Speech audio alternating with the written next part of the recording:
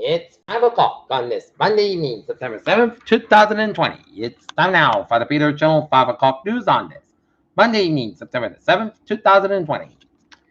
It's 5 o'clock. Mountain temperature is 78 degrees. Top stories on the Peter Channel 5 o'clock news on this Monday evening is at home on Labor Day. President Trump wages a Wimbledon attack on Joe Biden. In California, extreme heat turns state into a furnace with the wildfires. Trump slams violence in Democrat-run cities. Get the picture? And in the California wildfires, plane LAX shows dense smoke. Creek fire burns half of the homes in a small Fresno County town. Now finally out of coma after being poisoned with nerve agent. Putin's vaccine meets opposition from frontline workers in Russia. EA Secretary dismisses Trump POW remarks as politics and denies President made disparaging comments about fallen Marines. Biden and Trump clashed over coronavirus vaccine. Amid Kenosha unrest, Wisconsin suburbs become a crucial testing ground for Trump surveilled to white grievance. Trump says he supports investigation of Postmaster General Louis DeJoy campaign contribution claims. Saudi court sentences suspects in Jamal Khashoggi murder. Julian Assange appears in London court for U.S. extradition hearing. Boris Johnson plans to tear up his Brexit deal with the EU. India now country with the second highest number of coronavirus cases. Philippines directly pardons U.S. Marine convicted of killing transgender woman. British police arrest suspect in stabbing spree.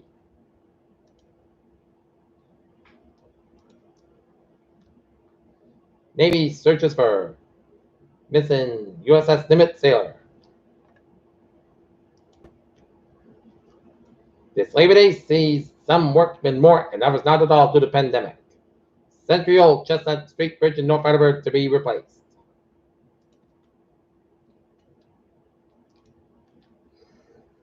Rate of a 28-year-old old man was seriously injured and was being charged with operating under the influence of alcohol after a single vehicle crash at Route 495 random led to a medical helicopter. The Plymouth County District Attorney's Office identified the driver in a wrong-way crash that took the lives of 2 others. The driver responsible died in the hospital recently as a result of injuries, the AG's office said.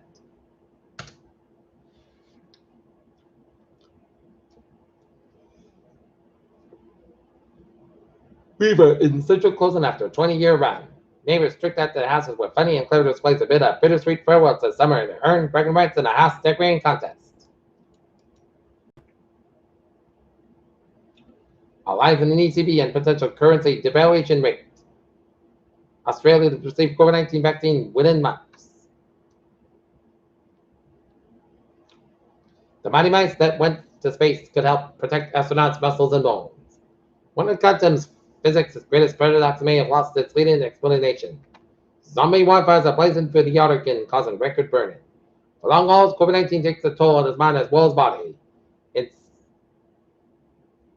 after record low flu season in Australia, US hopes for the same.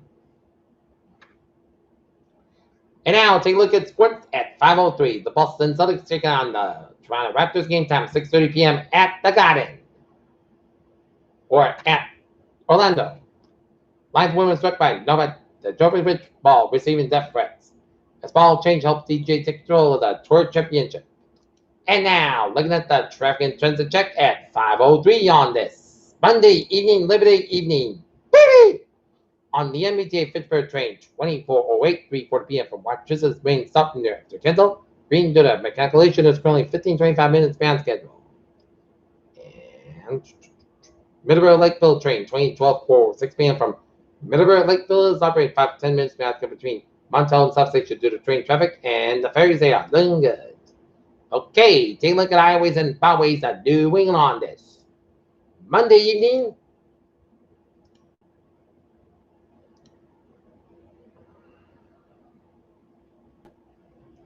Route 6 on the westbound side, a little bit slow between Center down to Sagamore. Route 3 on the northbound side, a little bit slow between Hanover all the way down to Weymouth. 485 on the northbound side, so the Middleborough stretch between Route 28 all the way down to the 44 area in the Middleborough area. Mass Pike on the westbound side, a little bit slow between the Westborough area. Suburban Expressway, northbound side, a little bit slow between the gas tank train at downtown Boston. 120 southbound side, slow between Route 95 out in Peabody all the way to Linfield and Woburn areas. 485 of the southbound side, a little bit slow between the Able Stretch and 485 of the southbound side, slow between Hudson and Marlborough. 95 of the southbound side, slow between York Main all the way down to Amesbury, Massachusetts, and 93 southbound side, a little bit slow when the Concord Church and the Hudson, New Hampshire areas and set to the western Mass highways are looking good. 95 on the southbound side, a little bit slow between New London down to New Haven, and 95 on the southbound side, stop and go between Milford over down to Greenwich, Connecticut, and Merritt Parkway westbound side, sort of Danbury, Connecticut, and up in North New England, 93 southbound side, also Plymouth, New Hampshire. And I was on my way to the Vermont, I didn't get except the 91 on the southbound side, also upstate Vermont. Peter Children's time is 5:05. Time now for a weather report. Deserves somewhat. An area of low pressure located just southwest of Bermuda is producing organized showers and then a few thunderstorms and some slope. The relevant this system is possible during the next 7 days while moves generally westward or west-northwestward and formation chance for 4 hours. Low 10% formation chance for 5 days. Low 30%. Okay. Tropical storm Paulette 5 p.m. Advisory 40 mile per hour winds and minimum temperature 1,005 millibars. Located 17 after the north, 42.4 to the west. Movement northwest at 3 miles an hour. And Paulette driven northwest order with us. Central Atlantic at about 5 p.m. Atlantic Standard Time, the center of tropical storm Paulette was located in the latitude 17 and after the north, latitude 42.4 to the west. So Paulette is moving toward the northwest near 3 miles per hour. A slow motion toward the northwest or northwest is expected that Paulette is then forecast to move a little faster and generally westward on Tuesday and Wednesday, and the max sustained winds near 40 miles per hour. Where air gusts and the moderate strength is expected during the next couple of days, and tropical force winds extend about 70 miles per hour from the center. And estimated center pressure is 1,005 millibars, 29.68 inches. And raining 40 miles per hour winds and minimum center pressure 1,001 millibars, located 16.1 and north, 22.3 to the west, moving west northwest at 12 miles an hour. And rain expected to produce a tropical storm conditions across portions of the Cabo Verde Islands tonight and early Tuesday, and the tropical storm warning is in effect of these islands. Rain will bring locally heavy rainfall to portions of the Cabo Verde Islands by Tuesday morning. Okay, let's take a look at the forecast discussion. It'll be increasing water humidity Tuesday and Wednesday. All mainly dry weather will continue with periods of showers and the better thunderstorms are possible on Thursday, especially along and southern Mass Pike, and low temperatures, dry conditions, and low humidity levels for late in the weekend. So much of the upcoming weekend under high pressure after Thursday, a cold front later on Sunday offers the next chance for rains, and the weakening cold front up from our west command with some strengthening upper level wind to our east will keep our weather quite pleasant this evening. It will be two features that result in southerly flow and increase the low level moisture overnight. This coupled with a cool and boundary layer will be allowed for the formation of some low clouds of fog mainly after midnight, and while the extent of the low clouds of fog remain a bit uncertain and appears to be maybe a sensitive cross portion of Rhode Island and southeast Massachusetts, some of the fog may become locally dense too, so it'll need to be monitored overnight, and we cannot rule out some spotty drizzle development too, but up to not to include in the forecast at the time, and winds will be diminished this evening and become light overnight, and they should allow temperatures to bottom out, and then you get for 50s to low 60 by daylight. Okay, forecast goes like this. It'll be patchy fog up to 2 a.m. Otherwise, increased skies will low around 58 degrees and south wind about 5 to 9 miles per hour. Becoming calm after midnight. Winds could get as high as 22 miles per hour. Tuesday, patchy dust fog before 10 a.m. was. Cloud skies are coming in most of the skies at 85 degrees and calming, coming dense around 5 miles per hour in the afternoon. For Tuesday night, patchy fog up to 5 a.m. was. Most of the clouds got low about 59 degrees and south wind about 6 miles per hour and coming in the evening. And for Wednesday, patchy fog before 9 a.m. was.